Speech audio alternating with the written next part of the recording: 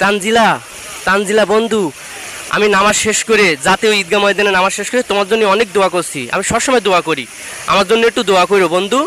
আমার জীবনে প্রথম বন্ধু, ফার্স্ট বন্ধু তুমি।